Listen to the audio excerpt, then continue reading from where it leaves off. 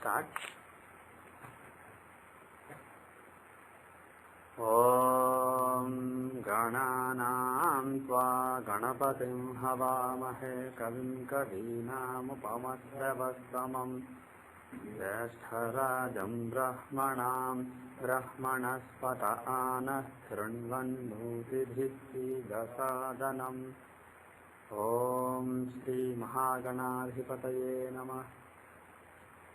Om Vrishabham Charshaninam Vishvarupamadaabhyam Brihaspatim Varenyam.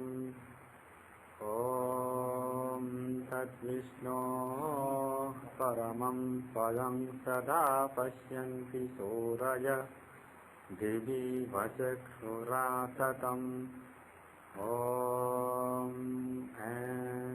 Hrim Shrim Klim Hasa Jagat Prasutyai Namah. Om Shlim Shlim Jyotir Brahmaya Namah. Can everybody say after me? Hare Ramakrishna 3 times. Om Hare Ramakrishna, Hare Ramakrishna, Hare Ramakrishna. Welcome back. Any questions so far? What? Anybody has any questions so far? Yes, go ahead. Looking at some muhurta. Yeah. And this is just a generic question. That for example, Varian says is the chief or the best or things like that. Yeah. Suppose if I have Varian yoga and the yoga lord is difficult because yoga lord is difficult. Yeah. Suppose he is badly placed in 6th house or 8th house. So which one supersedes? So should we consider the yoga lord placement or the Varian definition itself? Okay. See, first I want to put one disclaimer before I say anything on this. As far as yogas, karanas, etc. are concerned, and their use in muhurtas is concerned, this is a grey area. As far as the classics are concerned, there aren't clear guidelines given. Whereas if you say Dasha, Sthiti Pravesh, for all these things, there are clear guidelines in either classics or tradition. But whatever we say about muhurtas, yogas, karanas, sthis, etc., is basically not clearly given in any classic. It's only something that some elders taught me and I basically reflected on it and I came to some conclusions. Probably they also, the elders who taught me, they also came to their own conclusions. It's not coming from some sage. It's not coming in a clear classic written by one of the Maharshis. So the knowledge is likely to be not completely reliable, unlike the knowledge of other astrology that we have learned. So after giving the disclaimer, what I will say is, it is my view that the names are just guidelines. You can't just go by the name. If the name says that, for example, if the name says great fall, it doesn't mean that that yoga is a terrible yoga. It just gives an indication of the nature of the yoga. It just gives some clues about the nature. That's it. The placement of the Lord of the yoga in the chart is more important. Just because it says Varian yoga, which means a great or chief or important yoga, it doesn't mean if you do something on that yoga, on a day that has that yoga, things will be great and you will become important, etc. It doesn't have to be like that. The Lord also has to be very favorable. And the same is it true for Karna also? Because I just fixed Yeah. Muhurta. Yeah. Some karanas are considered auspicious, some karanas are considered inauspicious. Now, Karna, what happened is the Karna lord from Akalagna happens to be in the 12th house. Okay. Sun for ascendant in Leo and Sun in Leo. Yeah. The Karna lord is Mercury in 12th house. Okay. Cancer. But it's a sadhana tara. I'm choosing Muhurta for something for sadhana, so this is a sadhana tara. Yeah. It is Rohini Nakshatra for Anandata. Okay. So this is a sadhana tara. Okay.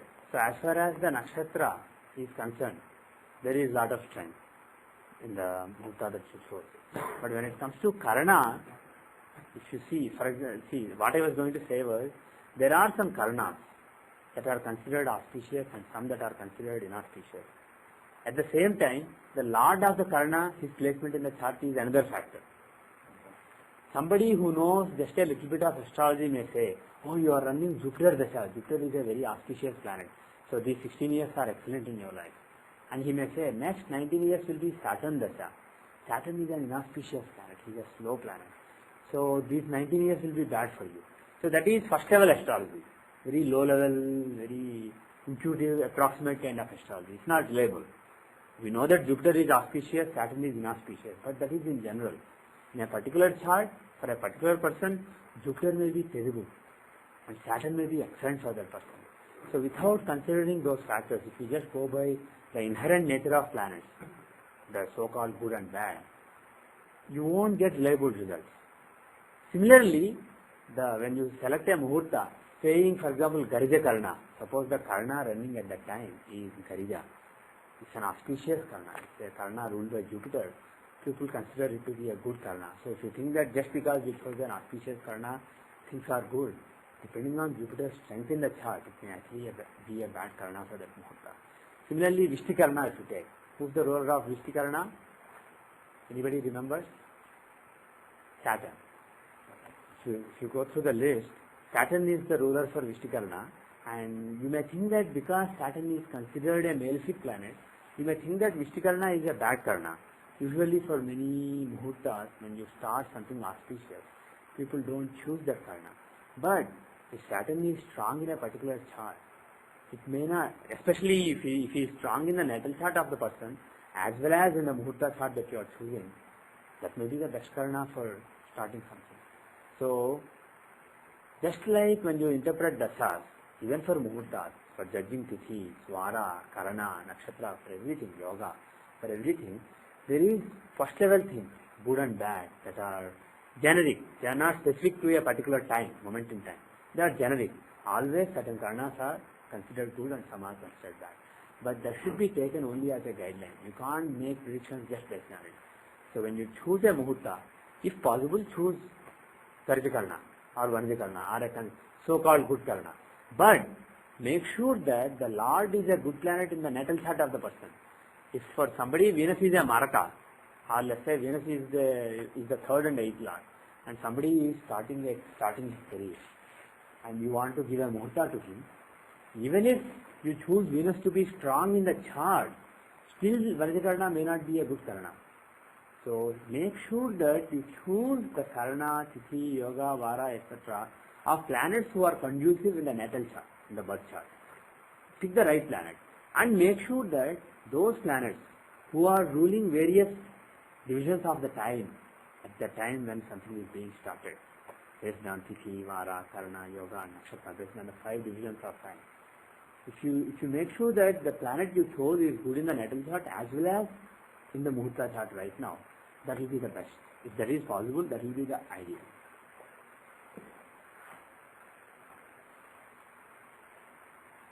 So bottom line is, thumb rules are just thumb rules. Perfection comes only through elaborate and complicated work. It never comes through thumb rules. But thumb rules can be helpful. Any other questions so far? Yeah. Suppose there is no one doesn't have control over most of the time. Yeah. Given by control. Yeah. Is there any guidelines or? If you don't have control, then what guideline can be there? Just go with the flow. If you can't control, if you are expected to do something at a particular time, even if that time is good or bad, if you don't have any control over it, don't worry about it. If you don't have a choice, just go with the flow. Whatever is this time. Don't even look at Muhurta after that. What? Don't even look at Muhurta after that. Yes, that would be my suggestion. Or if you look at the Muhurta, see, what you can do is, if you know that, suppose somebody I know wanted to join a job. She never worked in US. She never actually, I think she worked in India for a year. She got married. She came here and then she was here for a few years.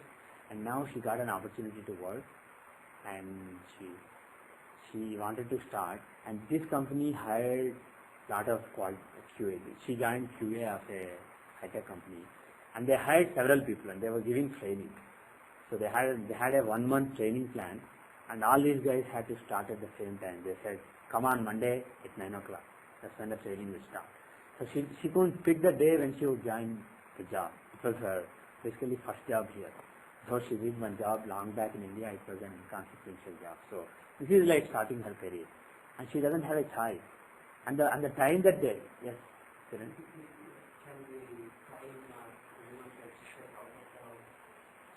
Not in my opinion. That is some people's opinion. For the definition of muhurta, some people's definition is when you leave house to work. That is basically the time of joining your new work. That is the definition that some people use, including Sanjay Ji, including Pandit Sanjay Raj. But my father and many traditional astrologers, they don't consider that to be the time, because you may step out of your home, you may go to 10 different towns, nearby towns, you may visit 20 different relatives and finally go and join.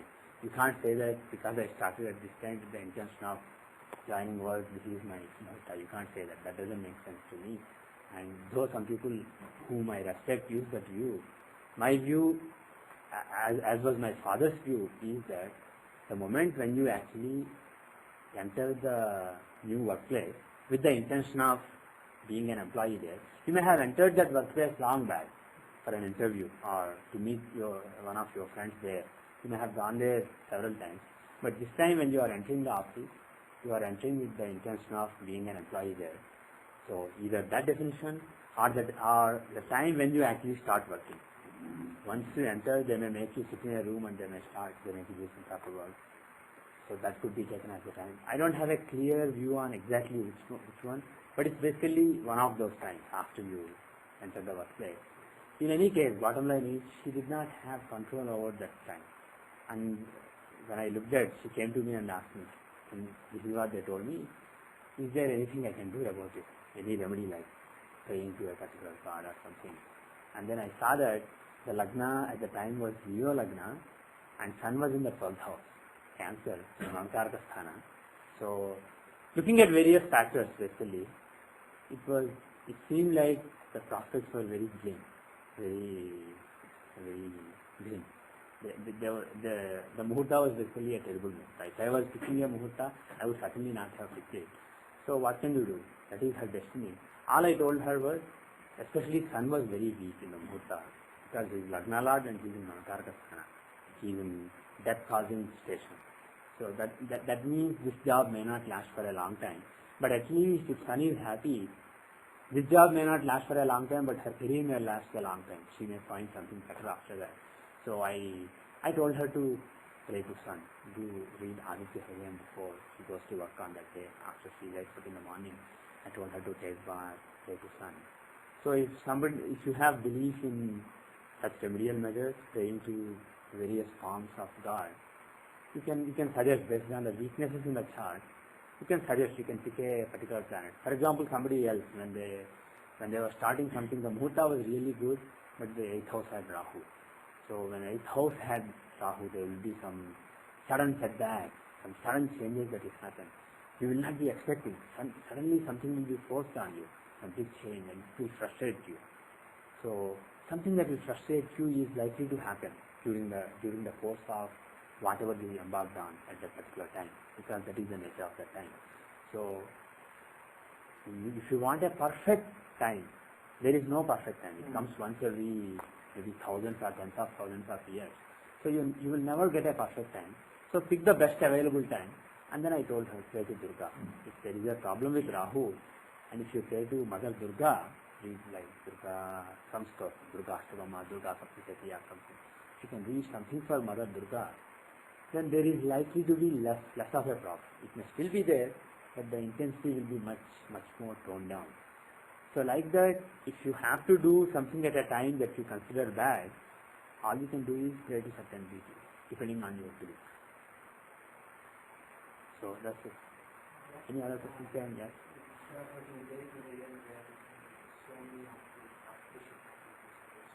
Right.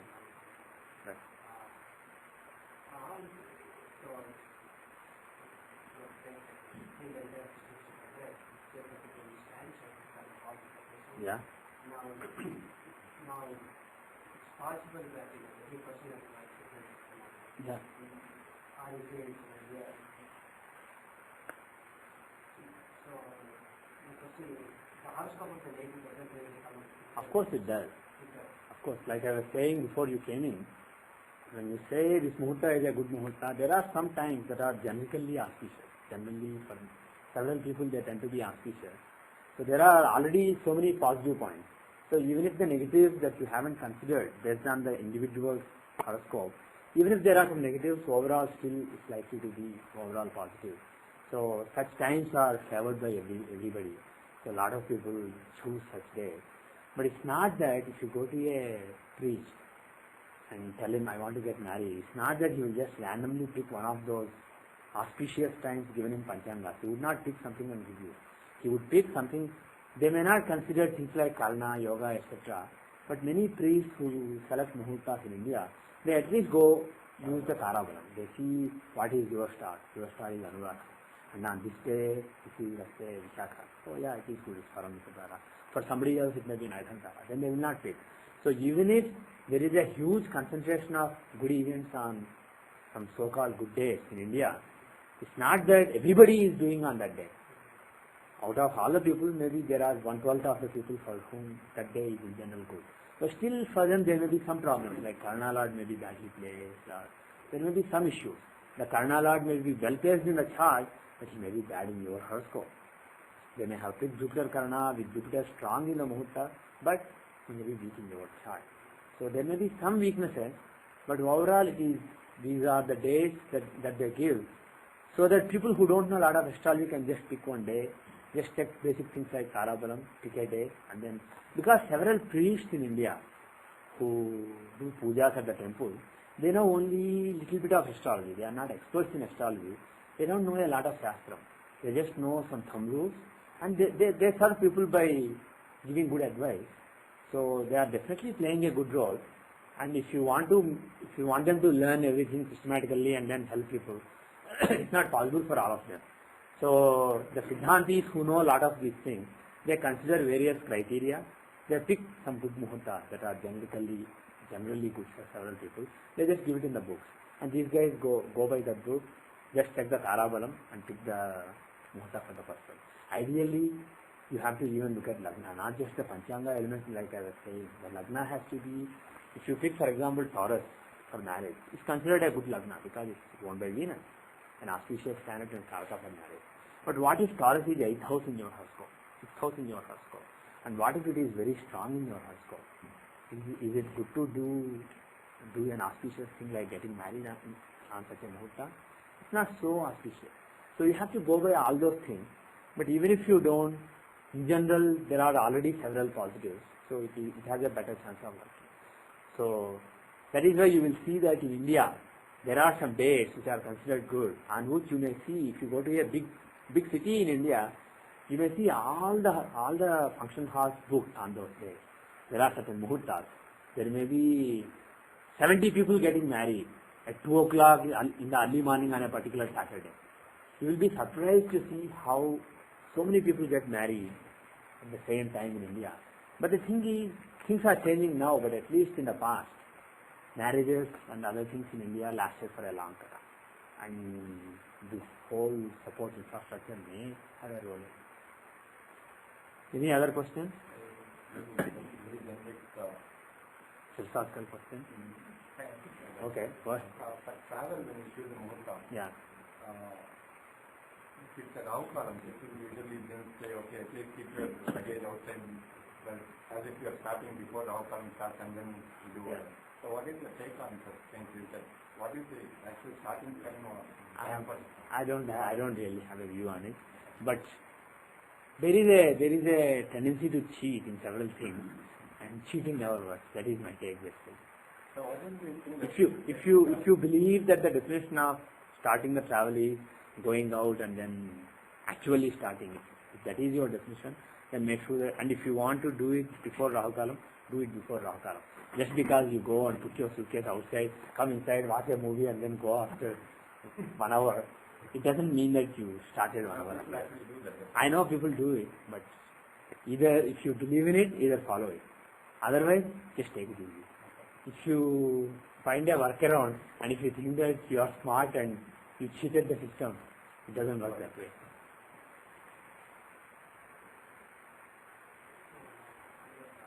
Yeah.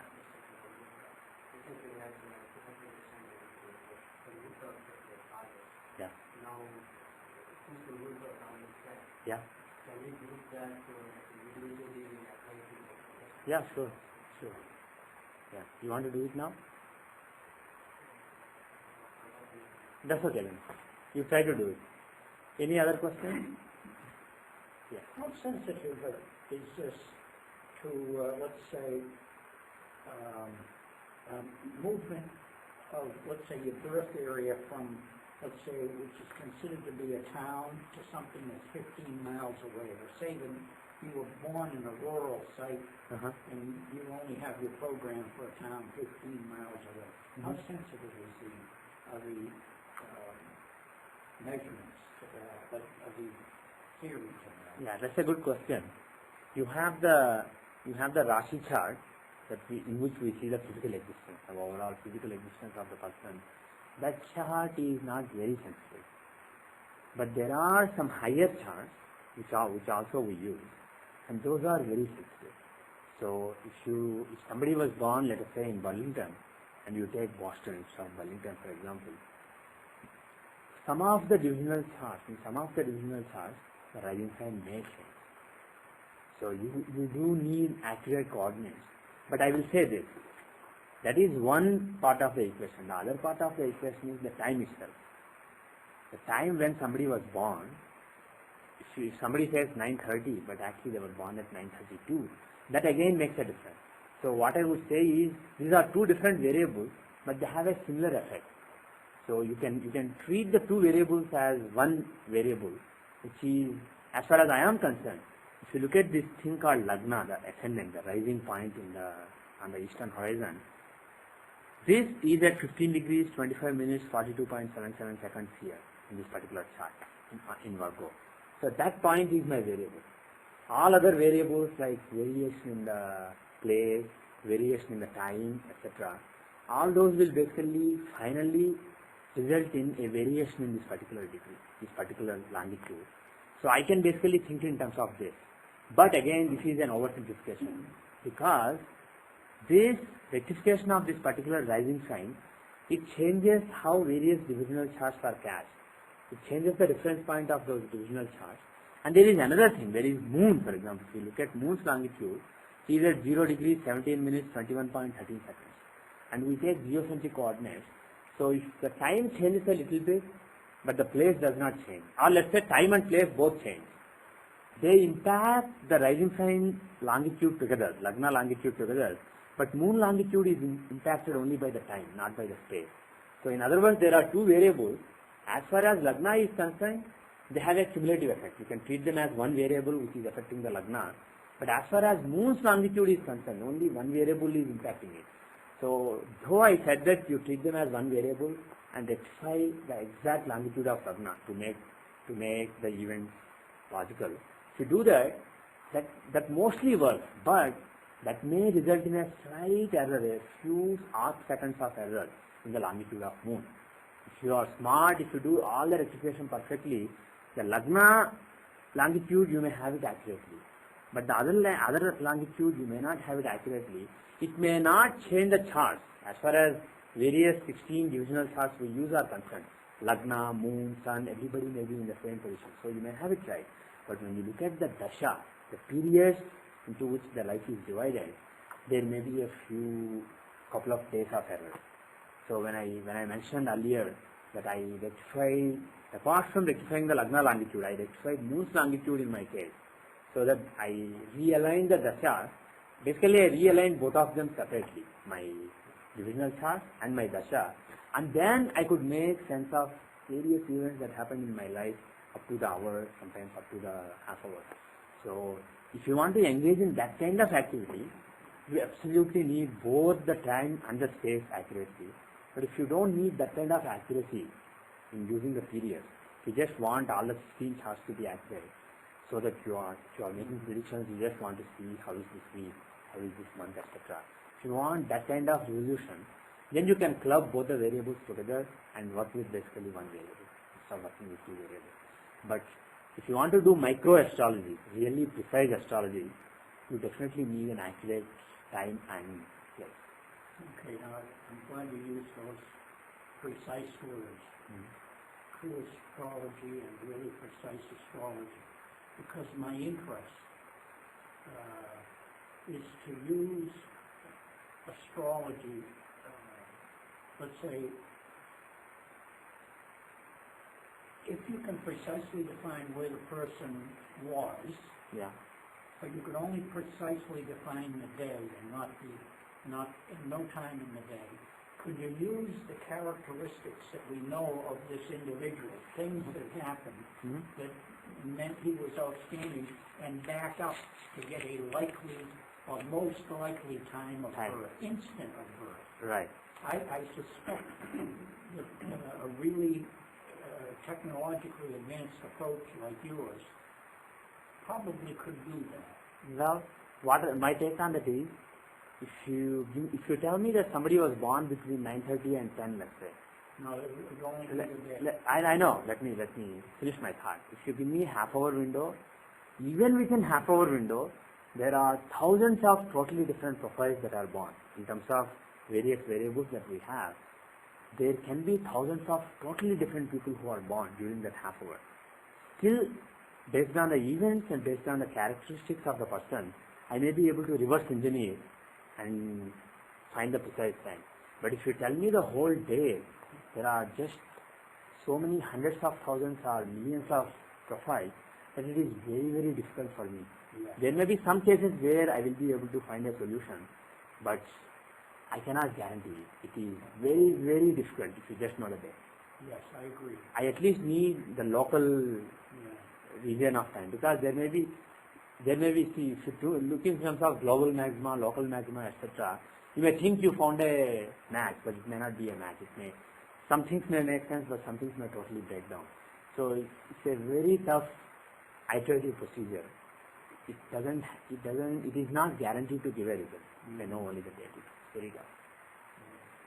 But if you tell me the hour or half hour when he was born, I have a very good chance of finding the right time. Well, I was thinking of the problem. Let's say you knew somebody was born, let's say 17, Right. 6 BC, on the northwest shore of the Dead Sea.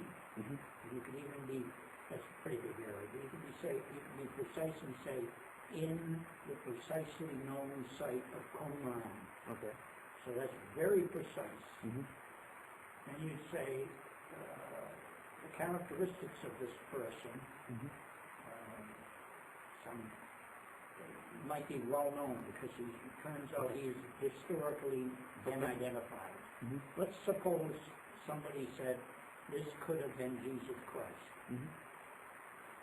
So there's quite a bit of information about the individual. Right. Then you could say, well, there's quite a bit of historical or near historic information that the date was found by somebody saying they ran a computer like yours back and found certain things happening on that day. So you could maybe guess that the Magi who said somebody important was born may have been observing this right at the precise time that they noticed a conjunction of some sort. So that would give you a nighttime. See, if you are talking about somebody special, Yes. a great person, for example, Right. the chance is higher, because you would expect based on the achievements of the person, based on what the person did in this particular life. I may expect certain yogas in the chart, so I may be able to figure out the 2-hour window first. See, there is a rising sign which changes once every 2 hours. In the 24 hours, it goes around the zodiac, the rising sign, the eastern horizon. So I may be able to find the sign that is rising on the east. If I do that, I have a 2-hour window. Once I have a 2-hour window, I have a better chance of finding out the actual time. So if it is somebody very important, maybe I have a chance of finding it. sometimes, even if it's not somebody very important, if some clear physical characteristics are known, I may be able to guess the lagna, guess the rising sign, and then go from there. So I'm not saying that it's impossible, but all I am saying is, in some circumstances it may be possible, and in some circumstances I may work hard, but I may not be able to convince myself that this is the only possibility. So that is the thing. I cannot guarantee that I can rectify the time given only a day, but it is possible. I was thinking, let's suppose you knew that this was an individual who had a tradition of being a great teacher, a great healer, a great person. Not a god, maybe. Right. Maybe not a god. Well, everybody is God. According to all. And you could factor in other very likely historic facts, or close to facts. Okay.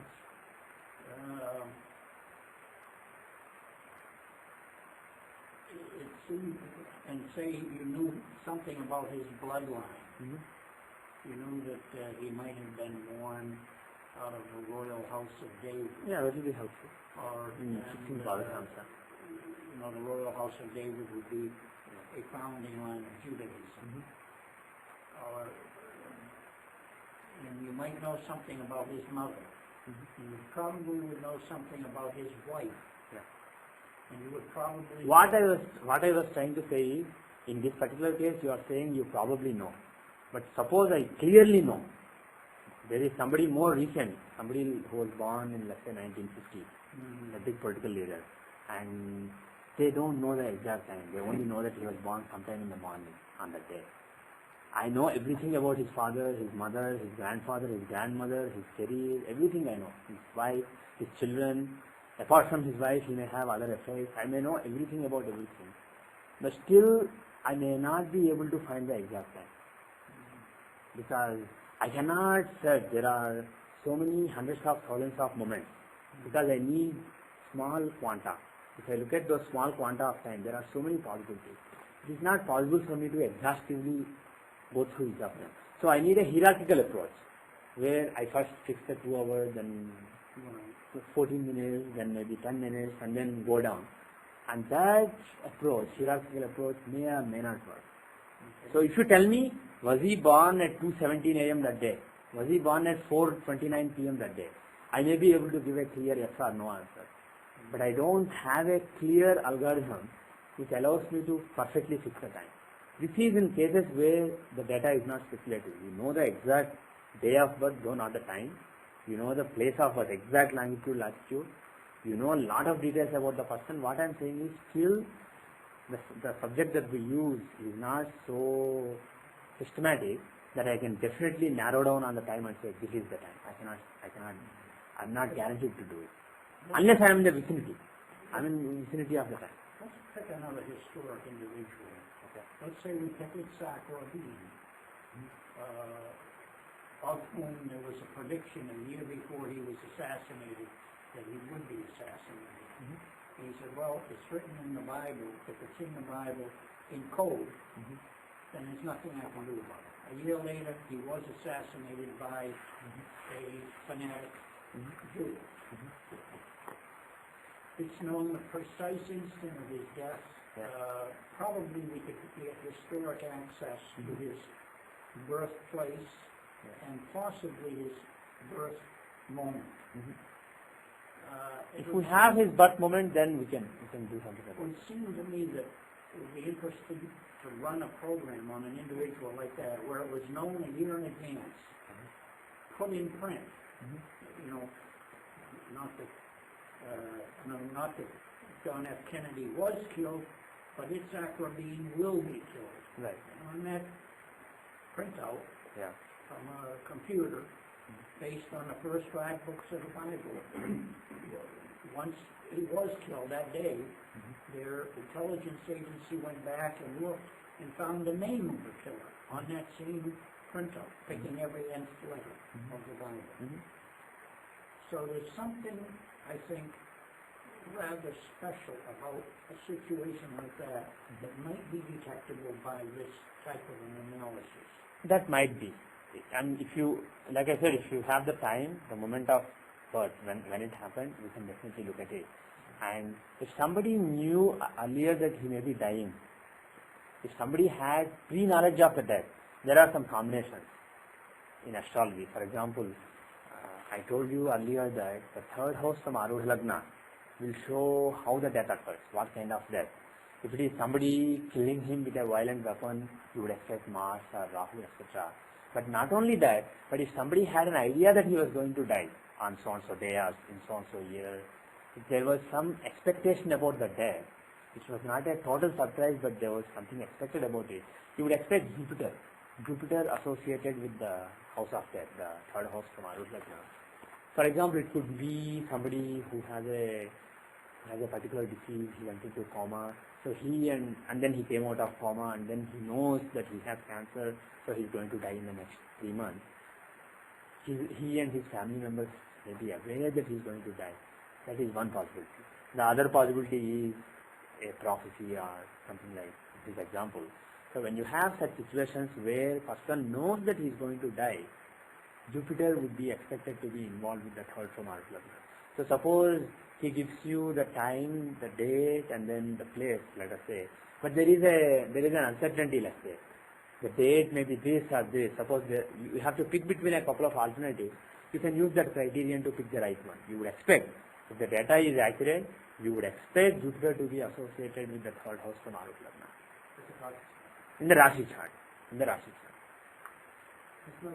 And if you expect, if that person was reborn, let's say, suppose somebody thinks, in my last life I was that person. I knew I was going to die, I died like this.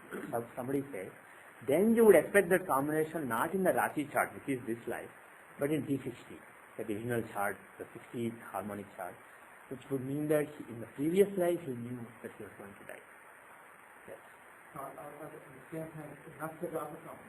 Yes. This is not, if you don't know the time or Yeah. Yeah. what comes Prashna? That's basically like Prashna. That's basically a special kind of Prashna. There is a technique called Nashtajatakam, which was given in classics, but I have not really experimented much with it, and I don't really have a framework to experiment with it and make sure that it works. So I never really worked on it. There may be other experts who worked on it, they can tell you better.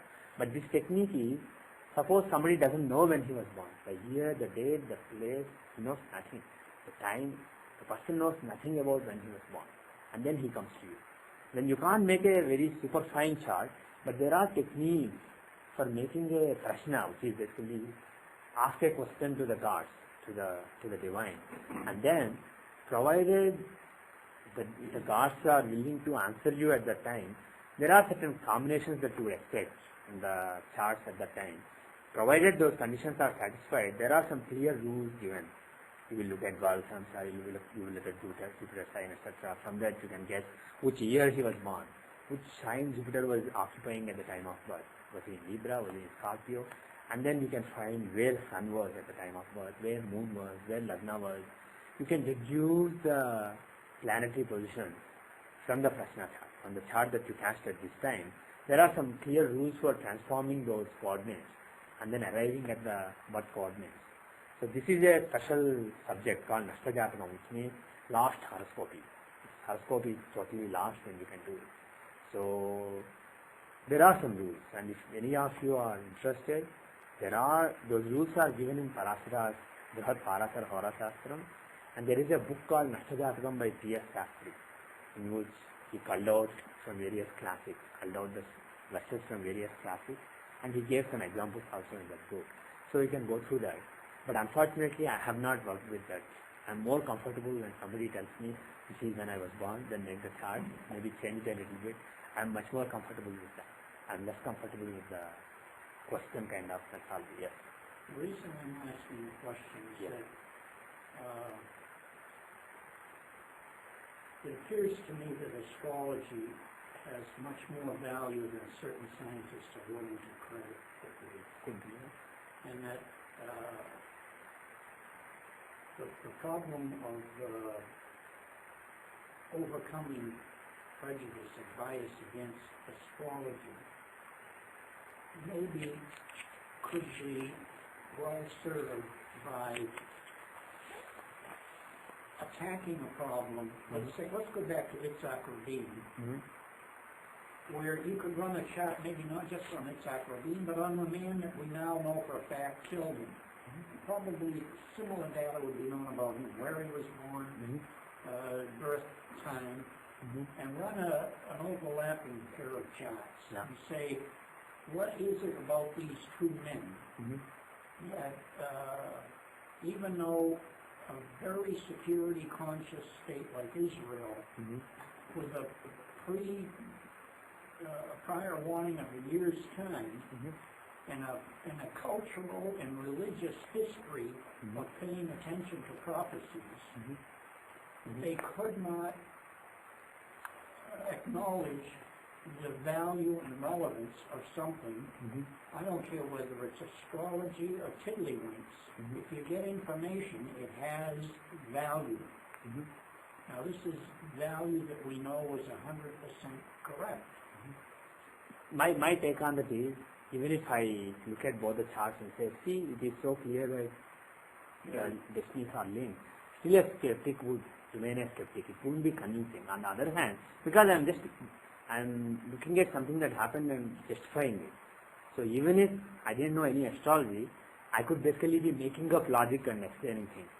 So I would consider it less valuable in terms of proving skeptics. If I'm interested in proving skeptics, a more valuable way maybe to make predictions about the future.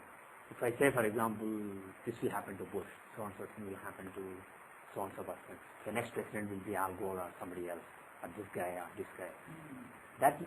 That kind of future predictions have better chance of convincing people.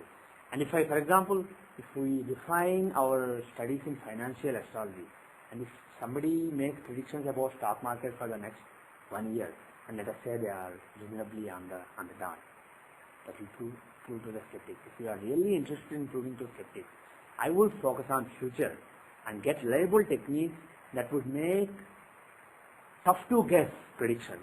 Some predictions may be easy to guess. For example, Bush and Kerry were contesting in the election. If you guess Bush would win, you have a 50% chance.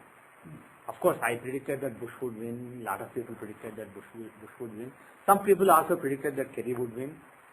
But the thing is, it's not earth-shattering. If I make such a prediction and it comes true, it's not really earth-shattering.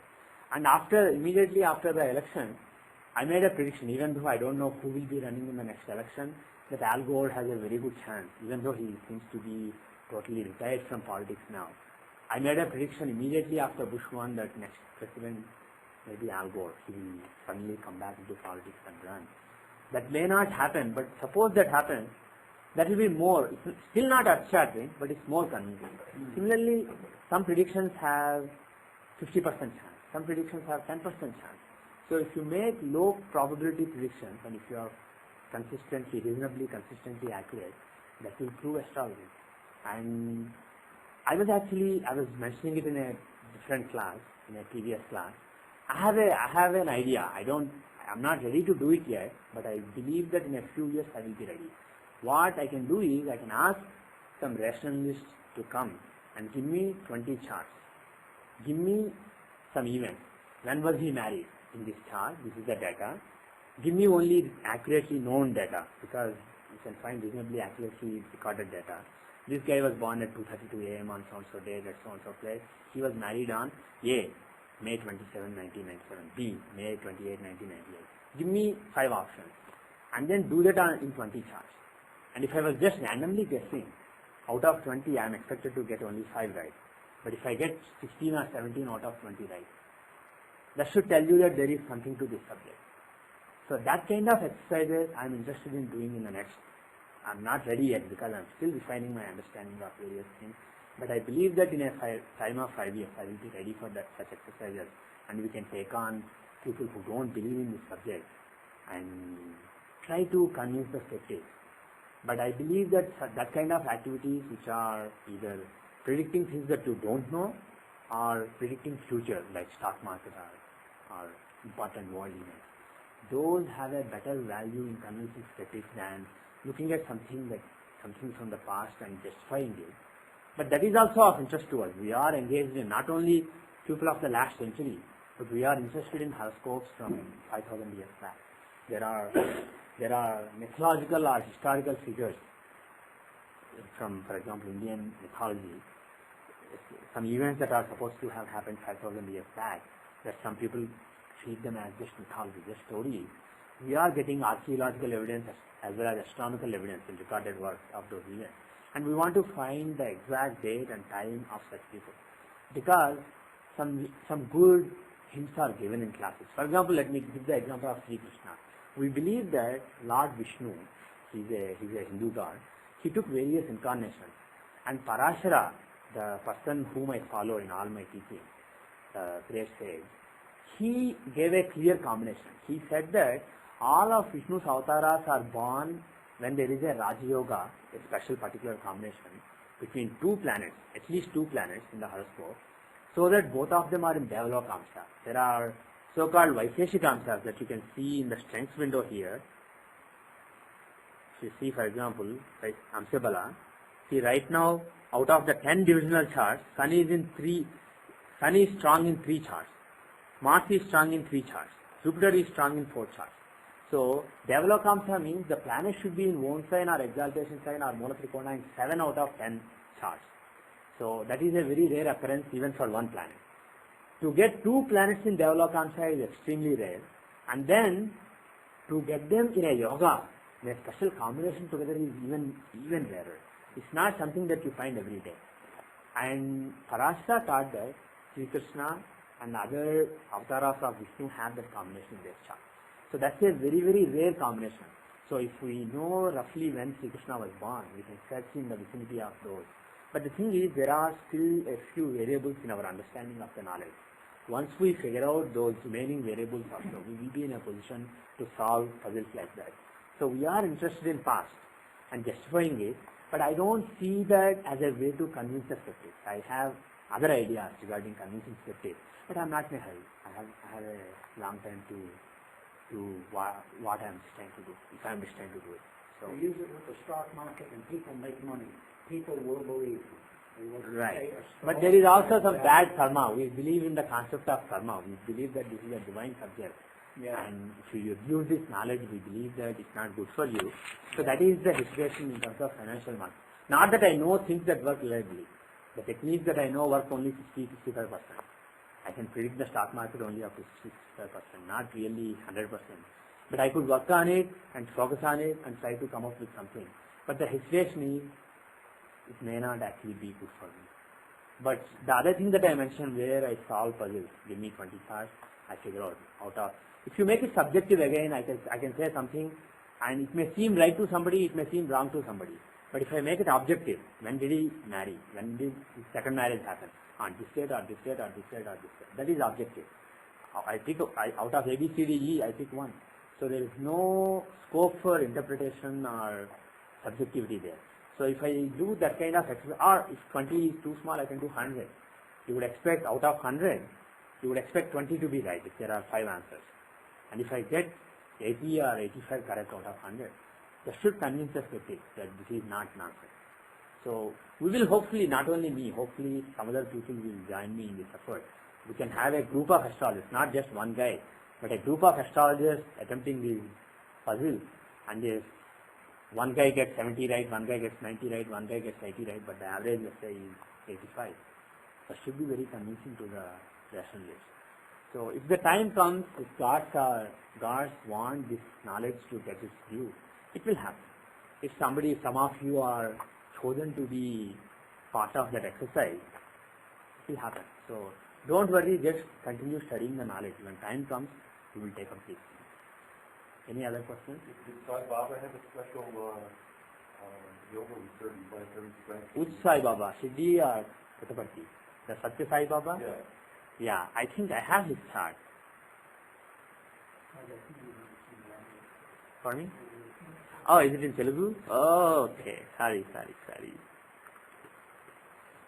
Okay. Glad you reminded me. English. Okay. This is the chart of Sai Baba. He is a spiritual leader from India. He is an occultist and he is believed to have some special powers. A lot of people believe him. He has following all around the world. He's from a place called Puttaparthi. And if you look at the chart, you see 4 planets in Lagna. The Lagna is Scorpio. It's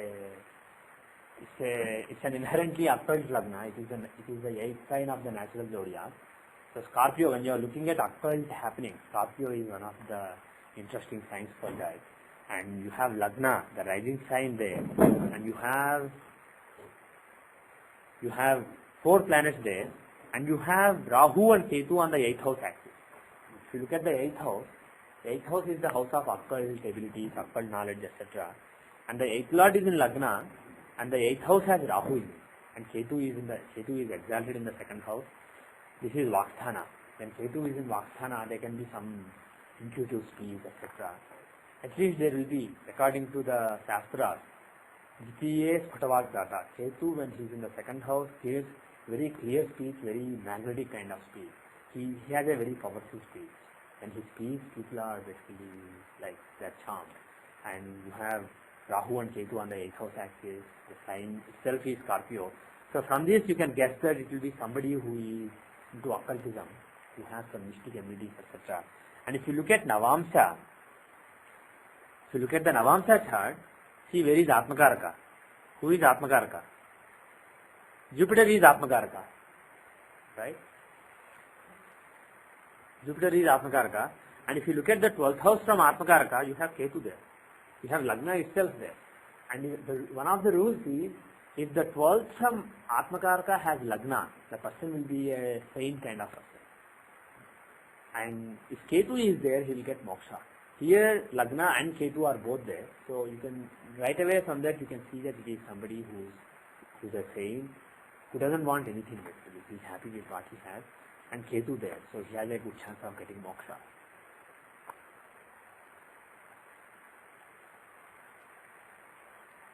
If you see Ramana Maharshi, that is a really, when you are talking about people with moksha, people who have a chance of getting moksha, who are on the verge of moksha, Ramana Maharshi's chart is a very interesting chart. If you see his chart, you can see that again in his chart, you don't see 8th house really standing out.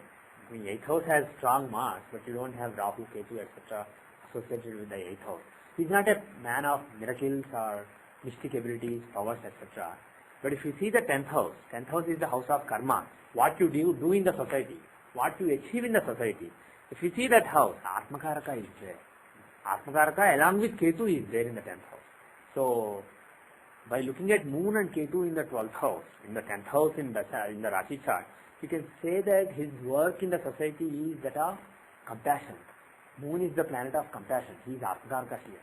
So he will show kindness, compassion and motherly love towards all the people around him. And Ketu is there, influencing the 10th house. Actually, Ketu has a parivartana with the 10th lord.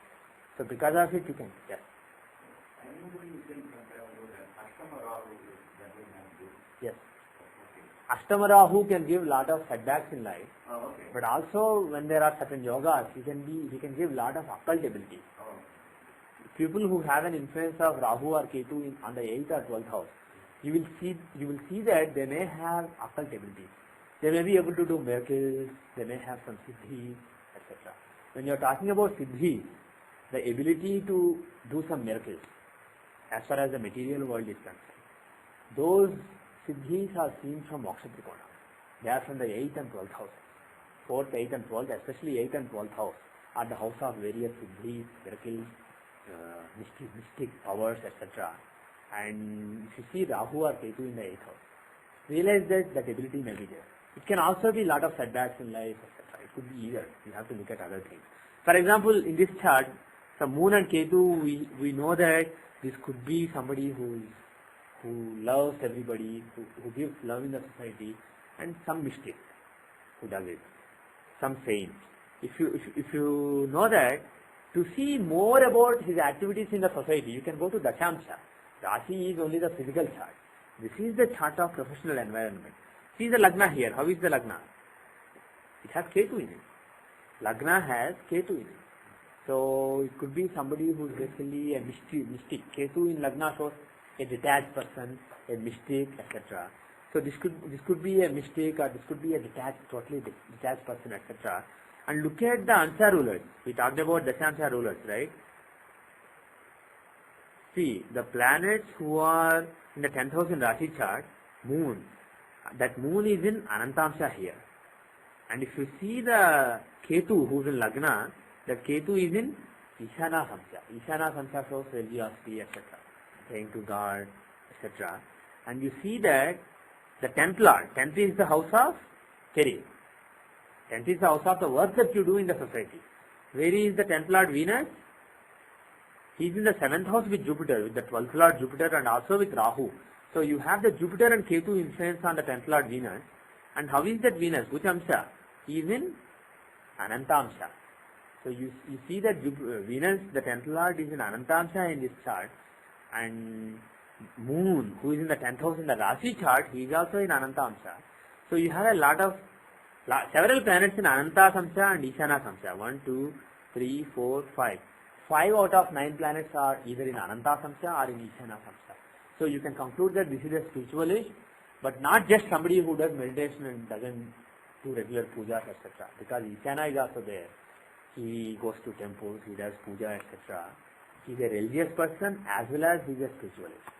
So you can, looking at the Dashamsha and Rashi, you can conclude that this will be some kind of spiritualist. But the important chart is Navamsha. See Navamsha, Atmakaraka moon is in Gemini. Who's in the 12th house from him? Ketu, he's alone. In the chart of Sai Baba, Ketu is with a malefic Saturn. But here, Ketu is alone. There is no bad influence on Ketu. Of course, Mars is affecting it. What influence of Mercury and Venus connection? Yeah, Mercury, Venus are benefits.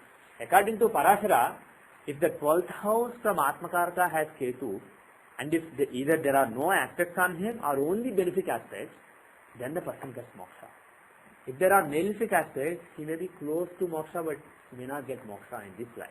He may have more lives to go. And here, there is a negative influence of Mars. He is aspecting Ketu. So look at who are aspecting Ketu. Highlight Rashi. If you see, Mercury is aspecting Ketu. He is a benefit. Why is he a benefit? Because he is alone. Venus is aspecting him. He is alone. I mean, anyway he is a benefit. Mars is aspecting him. That's the only negative thing. Because of it, you may doubt that he may not have got moksha in his life. But definitely benefic influences are more. And that Ketu is really strong because he is in a friendly sign. And because he is alone. So there is a pretty good chance that he got moksha. This is a very good example. So you will see, when you see spiritual people who are very close to getting moksha, who are almost liberated, you will see that, or who are liberated but came back just to benefit the humanity. Some people are already liberated, but still they come back and then they go back again. And once they come back, once they are born in this material world, in this so-called Mrityuloka, at the beginning they are not liberated. They may be liberated before, but once you decide to take birth here, there are all kinds of bondages. Mothers, fathers, all these bondages will be there. But because of their karma from various past lives, they will go through situations which will make them liberated very fast. The situations will be conducive, but there is a danger of making a mistake and then getting stuck in this world again and being born. You can do a mistake and then all the good karma that you did in so many lives can be wiped out. So that is also possible. So when a great soul takes birth again, they are aware of the risk. They are aware that once you come to this world, you can be stuck. You may have to be born again and again and again. They are aware of it.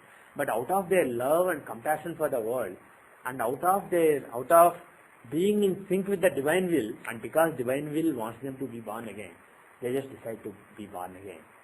They decide the right mother, right father, the right time to be born, and then the rest is God's play. But usually when such people are born again, they become liberated very easily. It may take a few decades. For some people it may happen at the age of 10 or before that.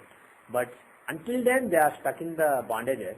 Once they become liberated, they are not touched by any karma. Whatever they do, they don't do it because they want to do or they have some selfish interest. But they know what the God wants. Their mind is in tune not with their own will. Their will basically is dissipated. The individual will totally disappears. And the divine will, the mind gets tuned to the divine will. And once the mind is tuned to the divine will, individual will is not involved at all. You are not touched by any karma that you do. You may kill somebody, but you do it because you have to do it. The divine will wills you to do it. So you will not be affected by any karma. So such people, when you see the charts of such people, you definitely see a lot of strong Ketu influence on important houses. One second. And you will see that either the 12th from Atmakarka in Navamsa will have Ketu, or sometimes I saw that in some great souls chart, I saw that Ketu himself is in the first house from Atmakarka. He is with the Atmakarka instead of being in the 12th. Ketu is in the first house from Atmakarka himself. So one of these is very likely to be observed. Yes, yes. If such a person comes to you, Yeah, so you are blessed. Yeah, now, when do we, if negative influence like Mars, Yeah. I can give a data. Yeah. Do you suggest some remedial measure or something for that? I can give data if you want to. if such a person comes to me, of course he is already a Jivan Mukta. If he is already liberated while living, then he would probably not come to an idiot like me. And even if he comes, I will just say, go away. But if I think that, if I don't know, or I will ask him, can you tell me something about my chart? Even if you don't know astrology, can you tell me something about me?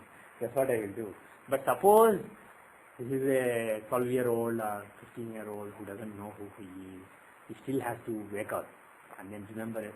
Wake up from the somber and then progress and then finally become liberated. It can take a few years. It's not a one-day thing.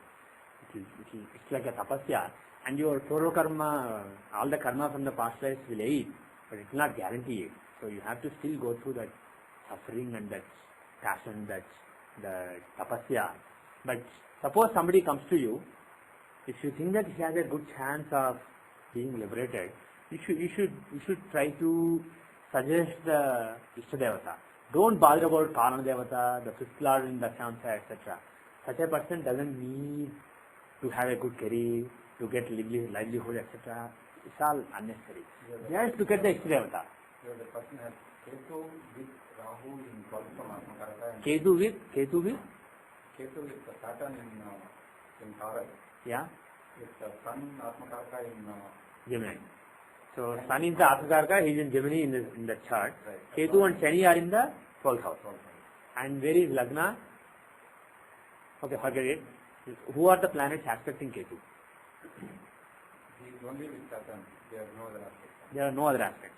So now, You want to know the chart? do you have? It is 10th October 66. One second. 10th October 1966. Yeah? And time is 10:20 a.m. 10:20 a.m. Where? And Hyderabad or Vijayawada. It is India. Okay. Okay. India. Okay. Okay. So we are looking at the chart of somebody that Seshu found interesting. He was he or she? She. She was born on October 10, 1966 at 10:20 a.m. Secunderabad, India. 5 hours 30 minutes east of GMT. Yes? 1966, right? This is Dashamsa, that's right. You are expecting Navamsa? Yeah? Are you sure the date is right? The month, date? October 4th. 10th, 4th. You said 10th. Okay. October 4th, 1966. Sorry, the data was wrong. Yeah. October 4, 1966, 10:20 a.m., 5 hours 30 minutes east of GMT, Secunderabad, India, 78:30 east, 17:27 north. So, Again, Ketu is not with Saturn. Ketu has Saturn also. yeah, okay. Okay. Can I save it under some name or initial? Seshu. Already there is a Seshu anonymous chart. Anonymous spiritual chart. Okay, lady. What? Question mark not allowed. Okay. I think it's a wild card, so it doesn't allow it in the question mark star. Okay. Okay, so if you look at this chart, first of all, the Atmakaraka is Sun. Is there any Atmakaraka Parivartana? There isn't. Okay, so Sun is Atmakaraka, he is in Gemini in Navamsha, and if you see the 12th from him, it has Ketu in it.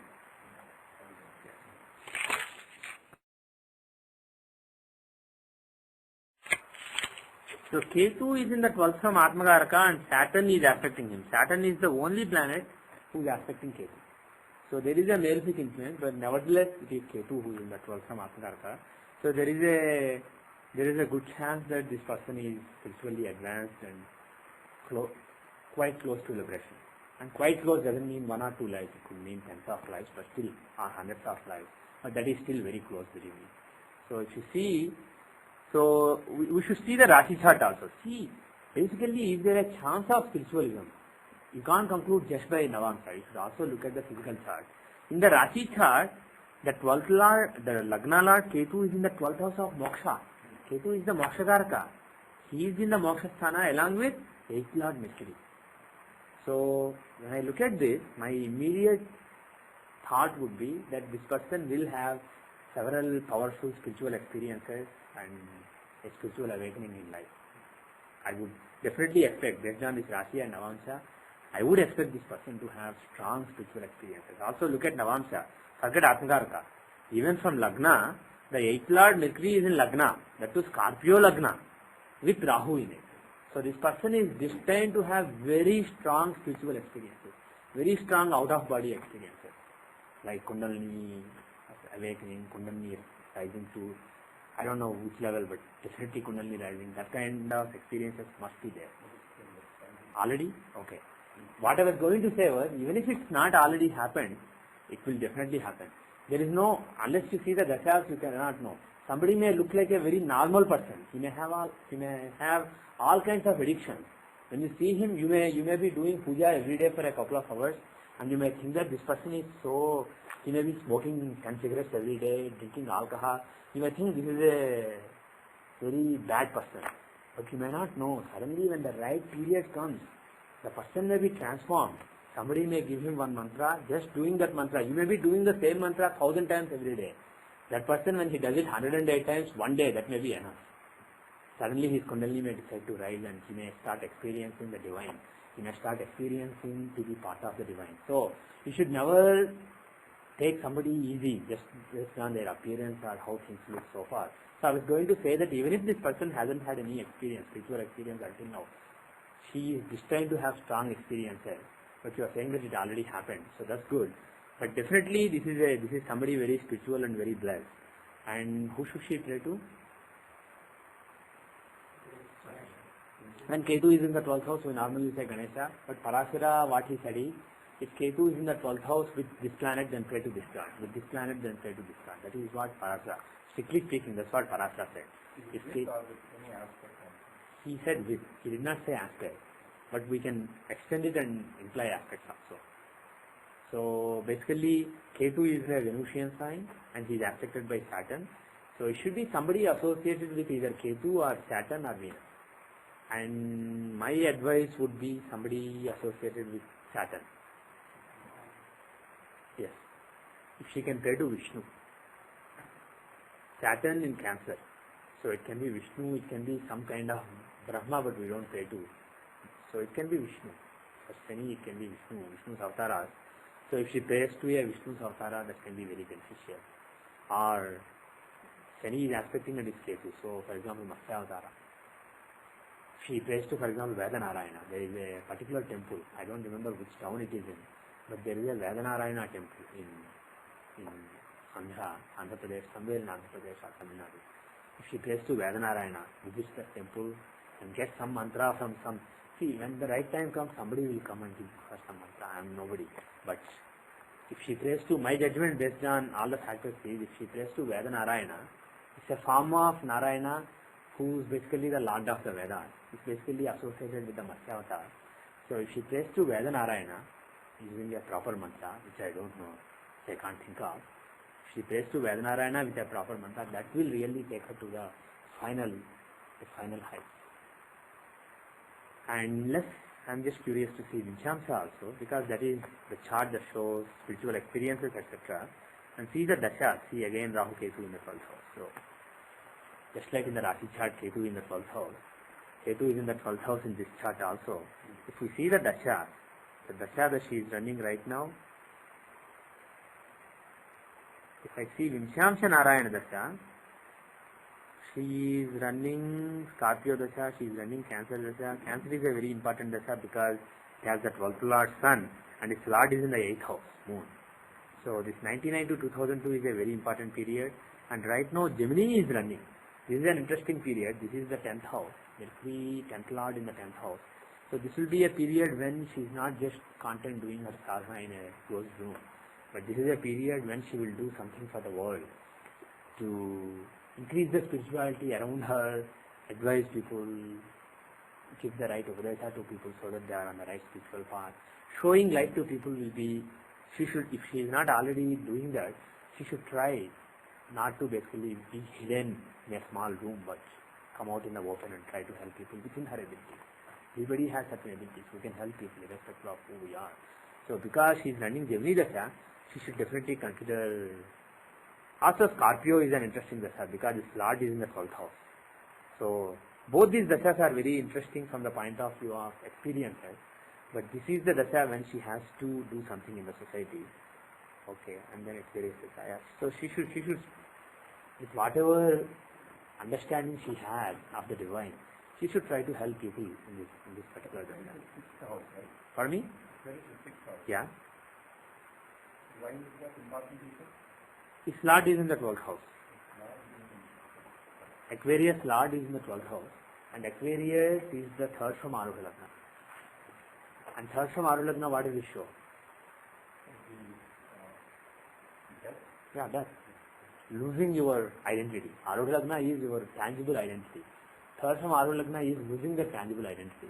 So when it happens in Vinchamsa, the third from Arudha Lagna, it can show, pardon me? It shows the Spiritually, basically you, detachment from it. yeah, if you are totally detached, see, if somebody, let's say, go to a samadhi, a great spiritual person whose kundalini has risen enough to come to Sahasrara, suppose his kundalini, his or her kundalini rises to Sahasrara and he goes into a samadhi. What is that? What is that state? Yeah. You basically, all of us know that there is a God, but we think that this person, Narasimha Rao or Seshu, this person is a different entity from the God. So we have clear boundaries between what is body, what is mind, what is soul, what is the supreme soul of the whole universe. We have all these clear boundaries. And Samadhi is a state where no boundaries exist. You don't perceive a different individual within you. You don't perceive your own soul. For most of us don't even know what the soul is. We only can perceive our body and mind. So perceiving our individual soul is a great achievement. And if somebody has, for example, Kundalini at the level of Anahata Chakra, they will definitely know what their soul is. They know exactly what it went through in the past lives. All that knowledge is likely to be there. But when if Kundalini has to rise up to Sahasrara, that person will not have a boundary, demarcation between individual soul and the Supreme Soul. He just feels as if he is part of the Supreme Soul, God. He just feels as if he is part of the God. There are no boundaries anymore. That is Samadhi. So if you reach such a state, your individual ego, your individual existence is basically died, at least during that time. It may have to come back to life later, but during that time of Samadhi, your individual life has basically ceased to exist, your individual ego and individual existence. So that is why the third from Arudha Lagna, the 8th house Arudha, A8, I don't know where it is, but A8, yeah, it is in Leo. So Rahu is in Leo, Rahu and Ketu are in Leo. So A8, these are very important when you are talking about spiritual experiences. So I believe Aquarius will be a period of, again, great passion to go further and lot of tapasya and also some divine experiences. So in my judgment, Aquarius will be a dasha of that. Cancer and Scorpio may have brought some experiences, but Gemini is a period to basically take it easy and try to be helpful to the spiritual progress of people around her. So that would be my advice. And praying to Vedanarayana I would advise. In general, if Ketu is there, Ganesha is good, but what Parashara taught is, based on the other influences on Ketu, decide the date. Okay? Very, very interesting chart. Is Vimshotri the right Dasha? I see. Pardon me? Yeah, let us, we can see. Are there any yogas? The question was, are there any yogas in the chart? See, first of all, the 9th Lord moon is in Simhasanamsa. When Parashara talked about it, I said that Raj Yoga involving 2 planets in Devalokamsa is said for somebody who is a Vishnu Savatara. And similarly, he gave various combinations.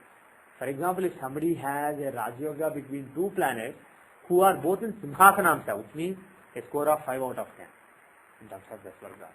If that is the case, he said that he will be a great emperor and rule the whole earth. He said that Salivahana will be born with that combination in future. And he said that among contemporaries at this time, Yudhishthira has this combination. He said, that's what Parashara told Maitreya. So, in any case, that's not here. You don't have a yoga between 2 planets. But at the same time, he also said, if the 9th Lord, 9th is Dharma, that is the guidance that you are getting from Rishi. So if the 9th Lord is in, let's say, Parjatamsa, he will be a very dharmic person, he will do so and so things. He is in Paravatamsa, he will do so and so things. Like that, Parashara defined the 9th Lord Samsa and various results. And go on, look up Simhasanamsa. You see that 9th Lord is exalted in a quadrant in Simhasanamsa. So this is somebody who has a very strong, extremely strong sense of Dharma. And I think for Simhasanamsa, I don't remember exactly what it is, but somebody close to the level of a Rishi basically. Not quite at the level of Rishi, but somebody who's just below that level. That's what I think is the result for 9th Lord being in Simhasanamsa. In any case, going to the yoga, how are do you see any special yoga? The Rashi chart here. In the Rashi chart, 9th Lord is moon. He is in Simhasanamsa here, Kalparukshamsa. Okay. Now, see the yogas. Are there any important yogas? All the yogas are very positive yogas. Yeah. There are several positive yogas, but nothing, no special yoga. For example, you don't have any sannyasi, Pravrati yogas, you have to make somebody an ascetic. Is there a Dharma Karmasati yoga? No, there isn't. There is no Dharma Karmasati yoga. There isn't any special yoga that you would expect. But you have various yogas. For example, Moon and Jupiter, 2 trine lords, they are giving 2 good yogas, Chamara yoga and Mridanga yoga. And you have Ubhayachara yoga given by Mercury and Mars, Ketu and Mars. The 2 Lagna lords are on the 2 sides of Sun. So Lagna lords are giving Ubhayachara yoga. So there are some good yogas. There are also several Rajsambandh yogas. There is a Vipetara yoga. So there are some yogas. But if you ask me, the biggest yoga is the Lakshmi yoga. Why? The 9th Lord, Jupiter. 9th house is associated with 2 exalted planets. 9th is the Lakshmi Sthana. That is where Lakshmi lives. The blessings, the prosperity. That's what Lakshmi gives. And she lives in the 9th house. And you have Jupiter exalted in the 9th house, a trine lord. Another trine lord, Moon is also exalted. So basically both the trine lords are exalted. And they are both associated with 2 exalted trine lords associated with the 9th house. One is in Uttamamsa, one is in Simhasanamsa. Both are in very, very good Vaisheshikamsa. So they are quite strong. So being given by such strong planets, such a strong moon, the Lakshmi Yoga is very, very interesting. So she has the blessings of Sri Mahalakshmi. So basically what that means is she gets good guidance. She has the right direction. And when she needs something, somebody will come and help her. She has those blessings. She doesn't have to struggle hard for certain things in life. Things will come easily because Mahalakshmi's blessings are there. If you ask me, that is the best yoga. But you should realize that these yogas are not the only thing. See how the combinations, planetary combinations are in the Vimshamsa chart, in the Navamsa chart, in the Rashi chart, etc.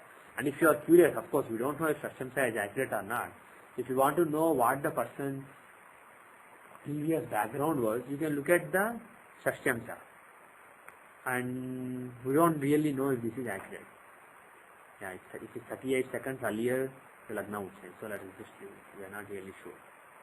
But if the person Somebody with strong spiritual experiences is likely to know, maybe not now, but at some stage, she will remember about past life, not just one past life. Because if you want to get moksha, various experiences, various painful experiences of past lives, they have such strong imprints on your soul that they are like a bondage basically. They are a bondage for your soul into this individual existence. If your soul has to break out of this bondage and become part of the Paramatma, the Supreme Soul, it has to basically clear those bondages. And if you, obviously in the past life when that pain happened, could not clear that bondage. Some bondages it may not have experienced the pain, but some pains it would experience. At least that experience in several lives. So all those bondages have to be erased before somebody becomes liberated. So if not now, at a later point of time, she is likely to re-experience various painful events from various past lives. The immediate several past lives, the death experience, various other painful experiences may come back to her as dreams or as awakened dreams. And then, if she knows something about her past life, if she tells you, I had this vision, this is my past life, then you can try to rectify this lagna. And the guideline is, take the Aruha lagna as lagna and see what, judge the chart and see what she did in the past life. And that analysis may not be helpful in most cases, but with a spiritual person like her, who is likely to have mystic experiences, you are likely to get some clues. So when she tells you something in future, you can work on her past life. Okay. Any other comments? When you said, when you talked about Atmakara, you said was, is there any parivartana? I don't really know. I don't really know if there is a significance. I mean, if there is an exchange between one Atmakarka and another, when you are looking at moksha and other things, should you take the original Atmakarka or the changed Atmakarka? I am not 100% sure. I have heard both the views. So I just wanted to make sure that we don't have that complication. I didn't ask to decide what to do. I asked to decide whether I can do constantly what I know to do. And I was hoping nobody would ask me this question, but you are very alert. Parivartana?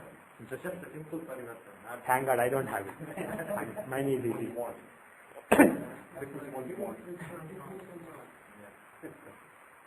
That is Now that we start the previous Ravan Maharshi chart, Ravan Maharshi, yeah. we know the community time, then we can see anywhere in any chart. Can we see that whether it's really achieved the moksha?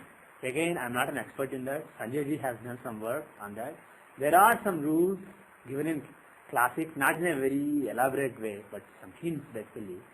Based on what Sanjay ji has developed, hints coming from classics as well as from tradition. He developed them and he made a big presentation at California, I think a couple of years back.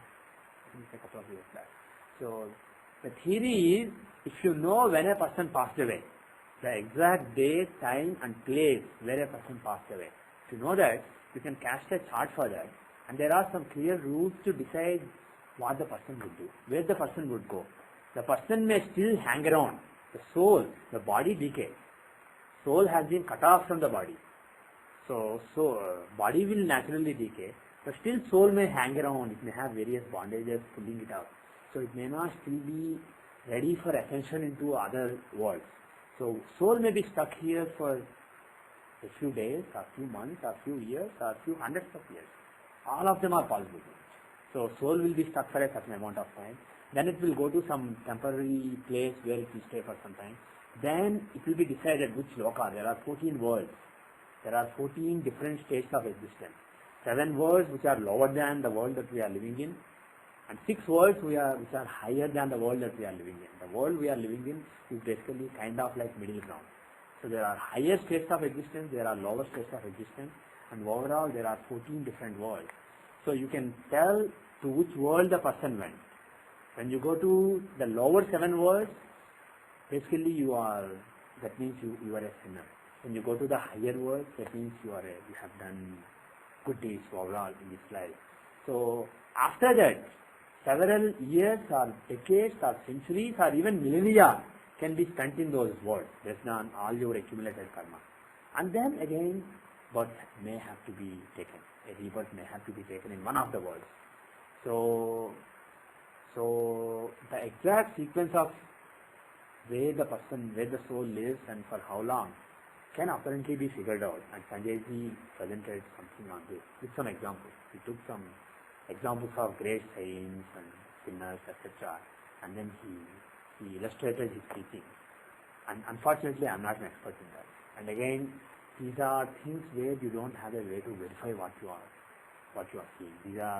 These can only be speculative studies. And unfortunately, no single person can define it to the fullest extent.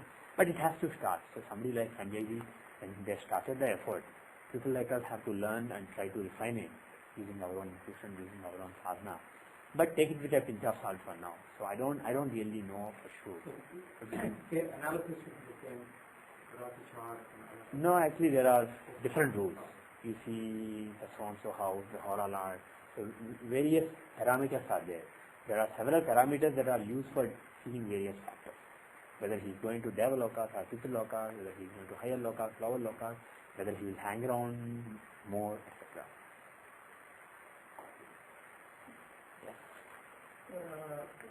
You were speaking of moment of death Yeah. and rebirth. Yeah. Is there any evidence in your culture, in this tradition, that individuals will deliberately pick a place to live so that they can be near a particular site where they want to die? I'm not sure. The reason I ask is Yeah. that, let's take another historic figure, Constantine, who established Constantinople, and who had Yeah. other aspects of his nature.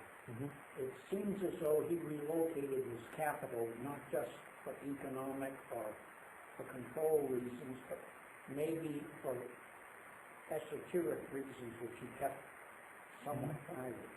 But once he knew he was ready to die, he went to a certain site and he didn't want to be moved. Let's take Native American people. I'm aware that some of our important individuals, let's say people that I'm more connected with, they deliberately chose sites where they resided. And then made sure that they were right in very specific vicinities. Yeah. Not just, let's say, Lowell, Yeah. but they'd say right here at this, or break it, they'd say right here at Yeah. this site. There's not any... I actually now I understand your question better. There are several spiritual people and mystics in India. There are several occasions when they wanted to basically not only die at a particular place but at a particular time. There are instances of people who wanted to leave these physical bodies at a particular place at a particular time, and they made sure that they were at those places at that time, and they also told their followers, this is the time when I'm going to leave this body. People would gather around them and they would just leave their bodies. That kind of thing did happen in the past. Have they ever said why they wanted that particular place or that particular time? That I don't know. Does that suggest to you, it hints to me, that some of these people are recognizing a periodicity of sorts, a cyclic periodicity, not that time goes like an algebraic value Right. here, Yeah. as we do in science, and Yeah. say it goes like that forever. Yeah. They're saying, we have a point of view that says time does this, it does a cyclic motion. You're And saying that that they periodicity- pick some point in the time-space continuum for some reasons that are beyond our understanding. Yes. Possible. I don't really have a clear answer. Obviously, we believe, in our tradition, we believe that if somebody is a liberated soul, if a spiritual person becomes liberated, the soul becomes liberated, we believe that they become part with the supreme soul of the universe. They become basically God, one with the God. And such people know exactly what the whole purpose of this creation, the whole purpose of this universe. And all these things like time-space continuum, what is all this. For us, we know only small picture of the entire thing. But such people, we believe, know everything. So, definitely there could be a higher reason for the decisions of dying at a particular time at a particular stage. Unfortunately, I have no insight into it. Any other questions? Thank you. Yeah. Any other questions? Yes, Kiran. Yeah, that's a good idea.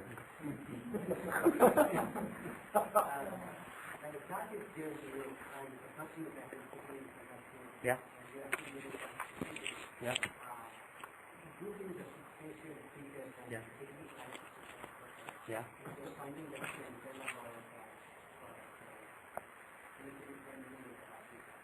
Yeah, absolutely.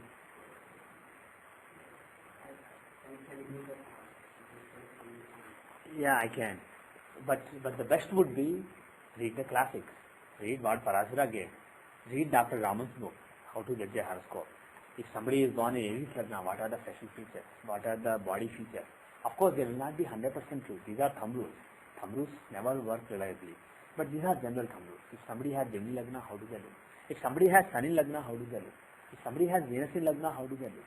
If you have an idea of all these factors, you can make a reasonable guess. If you see somebody, if you see Lagna in the border of, let's say, Scorpio and let's say Sagittarius, you can make a reasonable guess. And also, apart from traditional bookish knowledge, see people around you. I have Kanya Lagna, Ketu has Dhanu Lagna. See people. If you know 20 people with each Lagna and 20 people with one planet in Lagna, suppose you know 20 people who have Sun in Lagna, 20 people who have Moon in Lagna. You can't express it in words, but you can get that understanding. You can get that expectation, and then that can help you. So you should definitely do that. The Lagna in the Rashi chart definitely has something to do with the facial features of a person. Suppose, let's say, somebody I know has Capricorn Lagna. According to Shastra, can somebody describe a Capricorn Lagna person? Usually they have bigger teeth. I mean, you think in terms of symbology. Capricorn, the Sanskrit term for Capricorn is Makara, means a crocodile. So, it's not that that person looks like a crocodile, but there will be some similarities. That's why it's called crocodile. The sign is called crocodile. Like that, there are some symbologies. And if you see, I know several Capricorn people who have big teeth, and couple of them even have teeth that are really protruding. And if you see Aries Lagna people, what is the standard feature? Special features or body features that are given in classic? Aries Lagna. Anybody? You don't know? Aggressive is not body feature. It's an attitude. What? Mesha. Ram. What? Okay, good. What else? Usually Aries Lagna people are supposed to have big heads. Round and big heads. But again, it may not be 100% true, but I do know several Aries people. For example, one Chinese guy came to me long back. This was several years back. One of my colleagues at the company I used to work. He was born in China, and the way they record their birthdays and birth times is actually very interesting. He didn't know his date, English date. He knew his Chinese date. And he had to convert that into English date. And he used some software. Then he thought that he made a mistake. He corrected it. So it was a big iterative process. At the end of it, he gave me a date, but I was not comfortable with it. And then he said, I was born in the morning on this day, sometime between 9 o'clock and 10 o'clock. That's what my mom said. Actually, it's make it between 9 and 11. Or it could be 9 and 12. So finally, he gave a 1 hour window, then he expanded. I ended up with a 3.5 hour window, 3 or 4 hour window. I didn't know exactly when he was born. And he was very curious. He respected the subject and he wanted me to tell him something. And he was a good friend. So I spent some time, and he had a round face. The Lagna could either be Taurus or Aries. One of the two was possible based on what he told me. And Taurus Lagna people usually they don't have a round face. They have a rectangular face, and they are usually not fat. They are either lean or normally built, and they are moderate height or tall, and they don't have round faces. So I thought that this person could most likely have Aries Lagna. And of course, apart from round, big head, he had a very aggressive attitude also, so that also helped. So I thought that probably he had Aries Lagna. Then I looked at when he got married, and then I figured out Navamsha. I saw a couple of events about his brother and sister when they were born. So based on when his brother and sister were born, I rectified the Draikana. So I did various things based on his career, based on his education. I rectified various original charts.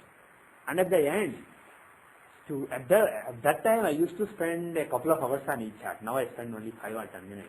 But I used to be very systematic. This was like 9 years back. I was very systematic at that time. So I not only used to rectify the time based on past events, but I used to come up with 10 different past events and ask him, did any of these happen? For example, did your brother have a child in so-and-so year? Did your sister get married in so-and-so year? Did your brother start a business, own business in so-and-so month and year? Like that I gave him 10 different questions about his past. And he was very surprised because 7 of those were on the spot.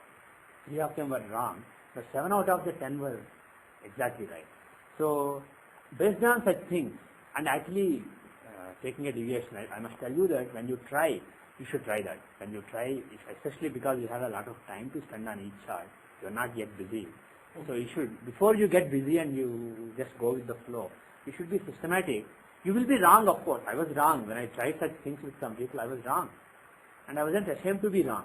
And I kept trying, and after that, I started becoming right. And that is the only way you can learn. Making predictions is good, but they will be confirmed after a long time. But if you try to guess the past, of course you don't have to guess it based on the time they tell you. Ask them 5 or 6 events. Rectify. But after you rectify, you should be able to tell other events. So, this guy confirmed 7 out of 10 events, so I was happy. So I started making predictions to him, and some of the predictions that I made to him in the last 7 years also came true. So mostly the time is accurate, and this was rectified. I could have used Rekana, Navamsa, Dashamsa only after I got the Rashi Lagna right. If I didn't get the Rashi Lagna right, the possibilities are just too many for me to deal with. So I just took a chance. Based on the look, it seemed very likely, looks and attitude, it seemed very likely that he had Aries Lagna. So do consider the physical look and the attitude also. Now another point. If somebody has Sun in Lagna, what kind of features would you expect? Yeah, they are likely to be lean, not very fat. Lean, maybe tall or maybe moderate height. But usually they are lean and they have a good physique. And more importantly, they look younger than they are. Sun in Lagna makes people look very young and charming. Okay, Jupiter is in Lagna. What would you expect? Yeah, fat. Jupiter would make you fat. For me? Who else do you have? Okay. Mars will make lean. Jupiter would make fat. Mars would actually make somebody have an athletic build. So it depends on who's dominating. So is anybody aspecting? If Shani is aspecting somebody's Lagna, Saturn is either aspecting Lagna or in Lagna, what kind of features would you expect? Blackish, Okay, let's forget the color. Yeah? Okay, his point is thick hair because Saturn is the Karaka for hair. Not only thick hair, such people are likely to have a lot of body hair.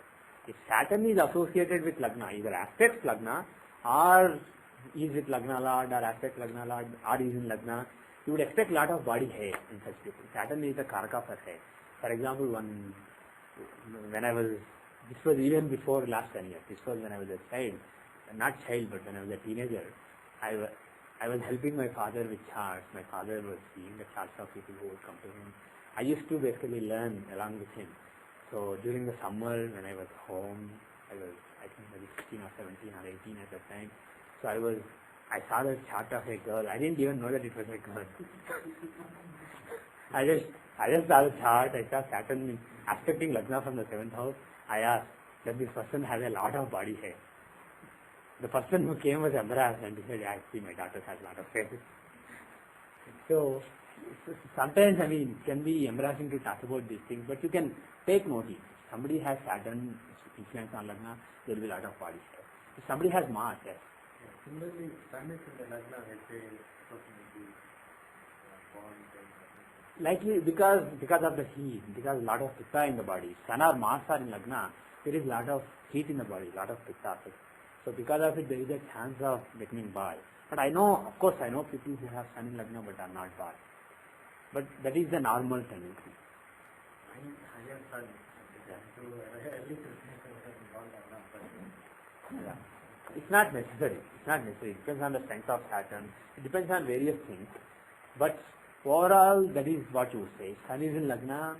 You would, first of all, the main criterion is Sun in Lagna. They look very charming and they look younger than they are. How old are you? You look younger than that. I'm saying it to prove my point. Actually, you do. So usually that's the combination. If Mars is in Lagna, again lot of pitta in the body, lot of heat in the body, and aggressive attitude, and not on, actually you don't look aggressive at all, maybe people of it. But if Mars has an influence on Lagna, usually they are very aggressive, go-getter kind of people, and they are also lean and tall. Mars would make people lean and tall, and he is supposed to give reddish color, reddish complexion. And if Venus is in Lagna, what would you expect? Pardon me? Yeah, big eyes is one thing. Big eyes, big eyelashes, beautiful, and they will have moderate build. They will not be very fat, but they will be moderate build. They will have strong kapha in the body. They are of kapha tattva. If Shani is in Lagna, I said hair. What is the other thing? If Shani is in Lagna, can he be fat? Very unlikely, unless there are other influences. Saturn in Lagna will make a person. Yeah. Saturn in Lagna, you actually don't really look that much like a Saturn in Lagna person, but Saturn in Lagna people are very lean. Of course, you are not fat. I'm not saying you are fat, and I said you don't look like that. But they are very lean. They look as if they don't eat enough. They look very emaciated, Saturn in Lagna. But Saturn is the main influence on Lagna. What happens that rock is that it makes the person lazy. Yeah, it can. Yeah, it can. Saturn will make very patient. They can wait for a long time, either to start work or to finish work. Either way, they tend to take long times to do things. They can be lazy. But once they start something, they can be very patient. Other people may decide, well, I've been doing it for a couple of months, it's not getting done, let me leave it. They will say, only 2 months I've been doing it. I can try for 2 more years. So they have that perseverance. At the same time, they can be lazy depending on the influence of Saturn. So you can look at the physical features as well as attitude of the person.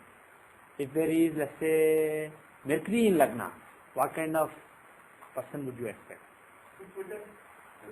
Quick-witted, yes. The attitude will be very smart, funny, witty. And then in terms of physical look, what would Mercury make somebody? Yeah. Actually, Mercury can give all kinds of physical features. Mercury doesn't have a specific physical feature, unlike other planets. Mercury is a very flexible planet. He is a jack of all. He can fit in any role basically. So like this, you can.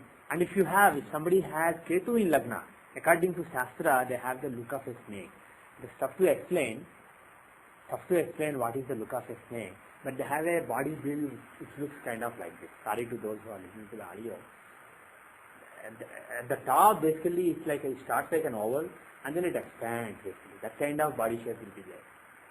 And if you see a few people who have Ketu in Lagna, you will know what I am talking about. What you know? You have Ketu also in Lagna. You definitely are a Sun in Lagna kind of person. Ketu is not dominating. You don't look like a Ketu in Lagna person. I know several Ketu in Lagna people, and I have a good feel for that the snake-like look. I have a good feel for it. I have a knack for guessing it. A couple of people I guess. I saw them, I guess this person has Ketu in Lagna, and they indeed had Ketu in Lagna. So Ketu in Lagna would make the people spiritual. They will be spiritual. They would be a little bit eccentric. They may be, not necessarily, but they can be a little bit eccentric. They will be spiritual. They will be religious, and they may also look like that snake-like look that I mentioned. So those are the features. So like that, you can see which planet is there and which sign it is. Suppose Cancer is Lagna, what would you expect? Forget the look, attitude. What attitude would you expect if Cancer is in Lagna? Yeah? Not only compassionate, they expect compassion from people. They are very sensitive. You have Cancer in Lagna, you are smiling? Okay, that's good. But it is similar, but I know several people with Cancer in Lagna. Some people come to me with marital problems. And I see that one person has Aries Lagna, one has Cancer Lagna. This guy is very stubborn, Mercury and Mars in Lagna. So this person is very aggressive and also very analytical. They have to beat everything to death, analyze. This, so this, so this, so this. So there's no mistake I made. You are just being they prove to you. So somebody may be proving, he may have a systematic proof. If you have the patience to go through the logic is perfect. He has no fault. Fault is in the other person. But I see the other person, Cancer Lagna. Let's say moon in a very sensitive area. So I know immediately, if you see Cancer Lagna, you know that the person is very sensitive, very emotional. So if you see such a person, if you give a proof, 10-page long proof that they should not be sad, that will not make them happy. They can be illogical. Moon and Cancer, they make people very sensitive, very emotional. So whenever I see such couples, I immediately tell the person, your wife is very sensitive and you are so insensitive to her. They think and they say, yeah, you are right. You can immediately impress the person. When you see that Cancer is the Lagna, let's say with moon in it or something, you can immediately figure out that the person is extremely sensitive and tell that to the person, tell that to either the person or spouse, and they'll be so impressed with you. And then of course it will be helpful to them. They may know it, but they may not realize the importance of that. If you try logical approach with such people to convince them of whose mistake it is, it doesn't work. It's not a matter of whose mistake it is. It's a matter of they are sensitive and you are being insensitive. So Cancer Lagna will make people very sensitive and very emotional. What does Leo Lagna make? What kind of attitude will Leo Lagna give to people? Pardon me? Authoritative. They just assume that they are the king. You say, I think we should do that, do this. They say, yeah, do that. Actually not like that. Put it here and do it like this. They just tell you, wherever they go, it may not be his house, it may be somebody else's house. But once he goes there, if something is happening, he decides that this should be done this way, that's it. He's the king. He decided it. You just follow it. But do they also have a big stomach? Pardon me? Do they have a big stomach? May or may not. I'm not 100% Usually Leo Lagna people tend to have stocky build, not only the stomach part. I have a big stomach, I have Leo Lagna. No, what I mean is being a couch potato and having a big Possible, that is possible. But usually they have Leo Lagna people have a stocky build. They have athletic build. And they have that royal charm. When they sit, you feel like when they sit and talk, even if he's a servant, he still has the air of a king. So that is the thing with Leo. What about Virgo Lagna? Virgo Lagna people. See, the thing is, if you want to guess in my case, there are multiple influences. Virgo is aspected by Sun. And Virgo's Lord Mercury, actually more than Virgo, the Pasa Lagna is very strong. Mercury is extremely strong, being in Aries with 3 other planets. And there are 3 influences and Jupiter is aspected. So there are so many influences on me. So the way I look, the way I behave, I'm a very complex person. If you look just astrologically, there will be so many different influences. It will be sort of to judge. So I'm a bad example. But if you want to see other Virgo Lagna people, look at P.V. Narasimha Rao, look at Sachin Tendulkar. There are so many Virgo Lagna people. You can go around and find. But typically, according to classics, Virgo Lagna people are short, not very tall, either short or medium height, and they are stocky, but not athletic. Of course, Tendulkar may be athletic, is an exception. So that is the Virgo Lagna. What about Libra Lagna people? What is their attitude? How do they look? Libra Lagna people are typically not very fat, even though it is a Venusian sign. They are not very fat. They are either lean or moderately lean, medium build, and then they are either moderate or tall, and they are very diplomatic. That is the main feature of Libra Lagna people. They are very diplomatic. It's tough to make them commit a fox pass. They are very diplomatic. They know how to, because Libra basically means Tula, the balance. So they are very balanced, very mature. So that is what you say about Libra. What about Scorpio Lagna? Secretive. Usually they are of medium build, they are reasonably athletic usually, and they are very secretive. They may have 2 different personalities. It may be tough to know what is in their mind. They will say something. They may not be as diplomatic as Libra Lagna people, but still they keep They keep lot of things hidden. So they have a whole hidden world inside them. Will they usually have a dual lagna? Pardon me? Will they have dual pairs? Yeah, they have different personalities. Arudha Lagna, there will be two Arudha Lagnas, based on their Mars and Ketu are. So there may be different personalities also. Different manifestations of the personality. Lagna itself shows the inherent personality. Arudha Lagna shows what kind of person he or she seems to the world. So actually there may be different people who look at the person differently. Somebody may think, oh, he's this kind of person. Some other people may know different aspects of the person and they may think differently. What? You have dual. No, I don't. You have dual in the Cancer or in the dual. Well, that's because of Parivartana, that's a different thing. But in Rashi, I have only one Lagna, only one Arudha Lagna. So, but the thing is, my Arudha Lagna is in one side, but my Lagna has so many insights. So my true nature is actually variable, changes with time and data. One question I have is, Ketu, for example, you see somebody when you see from their eyes, you can get a feel of a snake. Like for example, Mahatma Babaji. You see the photograph itself, you can see the snaky charming eyes. Yeah. So do they have Ketu related? Or I'm not 100% sure. I'm not sure whether to expect Ketu in Lagna or in the second house. There's a Ketu-like charm in the eyes. I'm not sure where to expect it. I have some examples study here. And like this, you can see what is the sign rising, what are the planets in it, and then based on it, guess the nature of the person, the looks of the person. And again, this is not a science. This particular thing is basically these are thumb rules. They don't work always, but they work many times. So many times when you see the attitude of the person and the physical features of the person, you can reasonably guess the Lagna. And of course, if you don't know the Lagna, if you only know that, for example, Manmohan Singh, the Indian Prime Minister, was born on so-and-so day, so-and-so place. If you want to make his chart, if you want to find the Lagna by looking at his features, that is tough because there are so many possibilities. Suppose you see somebody has big eyes, big eyelashes, a beautiful face. You may guess that Venus has influence on Lagna, but he may be with Lagna Lord. He may be aspecting Lagna. He may be aspecting Lagna Lord. So there may be 4 or 5 different possibilities out of 12. So you can't really narrow down. But if you know that somebody was born in the border of Libra Lagna and Virgo Lagna, which one is right, then this kind of analysis can help you. So this kind of analysis can help you when you are in the vicinity and when you want to narrow down. But not when you don't know anything. When you don't know anything, you better consider all Lagnas, take Narayan Dasha, take the events and try to explain. But that's a long process, long iterative process. Any other questions? Okay, so from next class, you can still ask questions, but instead of asking for questions so far specifically, I will start doing something new and think about what to do, but we'll start covering a new topic, and then we had several classes dedicated to various totally different kind of questions and answers. Not, pardon me? no questions in this. You can ask questions, but only if it's really troublesome.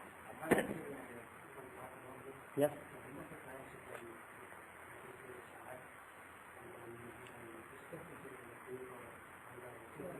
I tried it, but you guys didn't do it, so I gave up. No, that I have another, Yeah? because right now the SGS is, maybe we can talk about That's okay, it.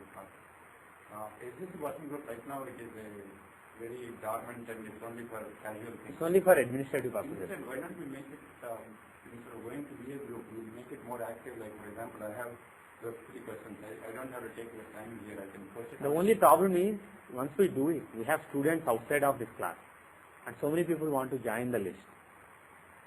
No, It will become like Vedic astrology. no, right now we are restricted, no, we Yeah, but the reason for restricting was, see, you guys are here, so you are important to me.